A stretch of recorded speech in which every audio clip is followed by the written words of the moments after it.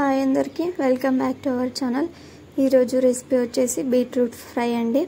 నార్మల్గా బీట్రూట్ అంటే చాలామందికి నచ్చదు, అంటే స్మెల్ కానీ లేదా టేస్ట్ కానీ కలర్ కానీ చాలామందికి నచ్చదు. బట్ ఈ బీట్రూట్ మన హెల్త్కి చాలా మంచిది. ఎస్పెషల్లీ అనీమియా ఉన్న పేషెంట్స్కి అయితే చాలా మంచిది. అదే అండి, బ్లడ్ తక్కువ ఉన్న వాళ్ళకైతే చాలా బాగా యూజ్ అవుతుంది. సో నా స్టైల్లో ఒకసారి ట్రై చేయండి, మీరు మళ్ళీ చేసుకునేలాగా టేస్ట్ ఉంటుంది. ప్రాసెస్లోకి వెళ్ళాం. ముందుగా స్టవ్ ఆన్ చేసుకొని ఒక బాండి పెట్టుకొని అందులోకి 2 టేబుల్ స్పూన్ ఆయిల్ వేసుకోండి. ఆయిల్ హీట్ అయిన తర్వాత అందులోకి 1/2 టేబుల్ స్పూన్ జీలకర్ర, 1/2 టేబుల్ స్పూన్ ఆవాలు వేసి బాగా ఫ్రై చేయండి.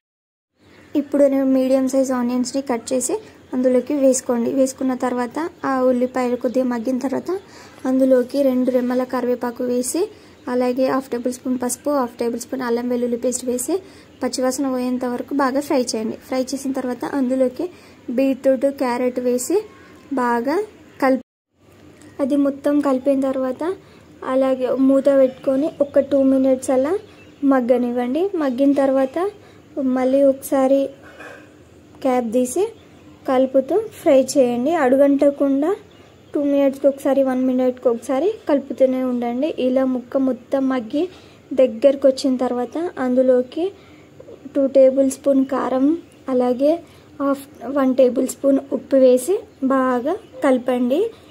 ఒకవేళ మాడుతుంది అనుకుంటే లైట్గా కొన్ని వాటర్ కూడా వేయండి. నేను మాత్రం ఇక్కడ వాటర్ వేయడం లేదు, అది మీ చాయిస్ అండి.